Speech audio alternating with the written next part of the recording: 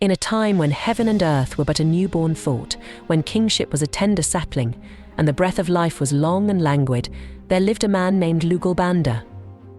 He was not merely a king of Uruk, but a shadow cast long across the canvas of time, a whisper carried on the wind of legend.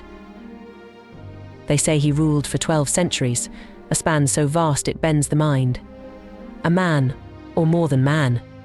Some whispered of divine blood coursing through his veins, a gift from the heavens to a world still wet with creation.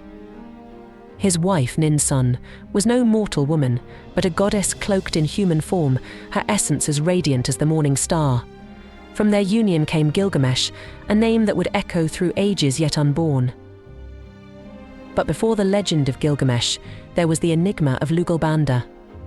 Tales of his exploits were etched into clay tablets, fragments of a grand tapestry now tattered by time. One such tale speaks of a world turned upside down. Enigma, the son of Utu, the sun god, had summoned his brothers to war. A rebellion had sprung forth in the heart of the mountains, a kingdom of shadows named Arata. Among the warriors was Lugalbanda, the youngest, a spark in the constellation of men. Yet, as the army delved deeper into the emerald labyrinth of peaks, a sinister shadow crept over Lugalbanda. Fever consumed him, a relentless inferno that raged within. His brothers, hardened by battle, could offer no solace. Despair, a cold, insidious thing, wrapped its icy tendrils around him. As life ebbed, they carved a refuge in the mountain's heart, a tomb for the living. There they left him, a solitary spectre in the womb of stone. Alone, with death's caress upon his brow, Lugalbanda called upon Utu. A desperate plea, a whisper carried on solar winds. And in the still heart of the mountain, a miracle unfolded. Life returned, a phoenix rising from the ashes of despair. But the world he emerged into was alien, a realm of shadows and echoes.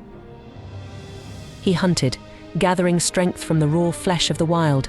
He learned the language of the wind, the secrets whispered by the mountains.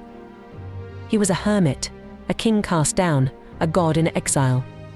Yet within him burned a flicker, a defiant ember of hope. The path that led him back to his brothers is shrouded in mist, a journey through a dreamscape of peril and triumph. Some say he courted the favor of Anzu, the monstrous bird, a pact forged in the crucible of the mountains. Others speak of demonic encounters, trials that would test the soul of a god. When he finally emerged from the shadows, he was changed, transformed. His body bore the marks of the wild, but his spirit was tempered in the fires of adversity. He moved with the grace of a panther, his strength a testament to the trials he had endured. The tale of Lugalbanda is more than a story. It is a riddle wrapped in an enigma, a fragment of a world lost to time. It is a whisper of power, of survival, of the indomitable human spirit. And it is a promise of more, a tantalizing glimpse into a realm of myth and magic yet to be fully revealed. Lugalbanda emerged from the mountain's womb, a creature reborn. His eyes, once dimmed by fever, now held the intensity of a burning star.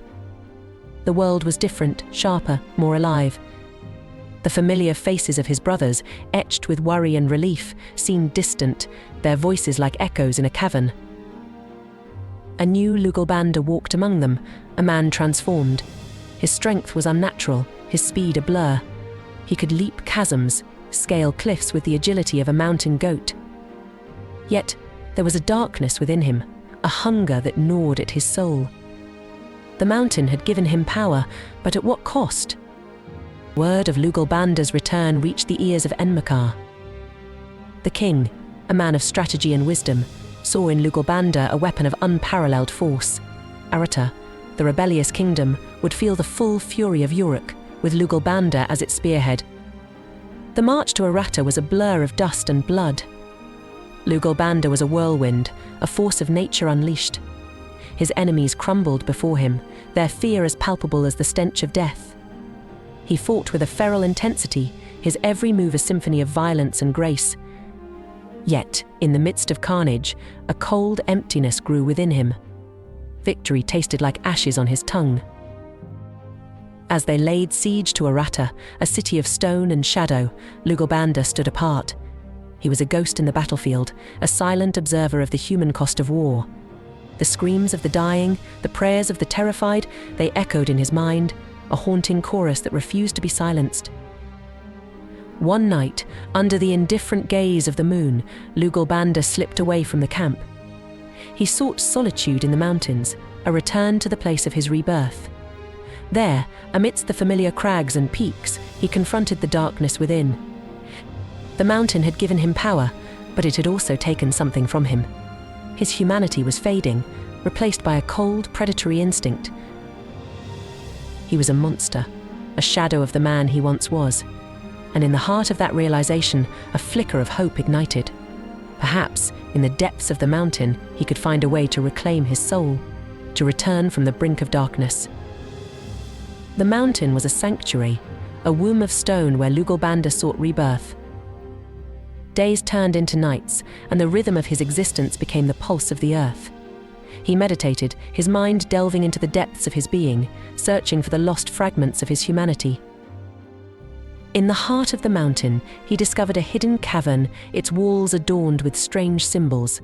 They were not the script of Uruk, but a language older than time itself. Hours turned into days as he deciphered the cryptic messages, their meaning slowly unfolding like a delicate flower. The symbols spoke of a primordial force, a cosmic energy that flowed through all things. They described a ritual, a path to balance the darkness within. With a mix of trepidation and hope, Lugalbanda began the ritual. It involved fasting meditation and a perilous journey into the mountain's heart. The deeper he ventured, the more intense the energy became. The mountain seemed to pulse with life, its stones humming with an ancient power. Finally, he reached a chamber where a single, pulsating crystal dominated the space. It was a beacon of light in the heart of darkness. As he reached out to touch it, a surge of energy coursed through him. Pain, ecstasy, and enlightenment coalesced into a single, blinding experience. When his vision cleared, he was different. The darkness that had consumed him was gone, replaced by a profound sense of peace. Lugalbanda emerged from the mountain, a changed man. His eyes held the wisdom of ages, his demeanor a serene confidence. The warrior was still there, but tempered by compassion. He returned to the camp, his presence a calming influence amidst the chaos of war.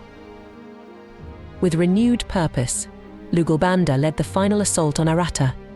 His courage was infectious, his strategies flawless. The city fell, not with a storm of violence, but with a calculated precision. When the dust settled, Lugalbanda stood amidst the ruins, a victor, but not a conqueror. He instituted a new order, one based on wisdom and compassion. Aratta was rebuilt, not as a conquered territory, but as a partner in a new era of prosperity. Lugalbanda's reign was marked by peace, progress, and a reverence for the natural world. And so, the legend of Lugalbanda, the man who conquered the mountain and himself, was born. His name became synonymous with courage, wisdom, and the enduring human spirit. And though centuries have passed, his story continues to inspire, a testament to the power of the human heart to rise above adversity and create a legacy that echoes through time.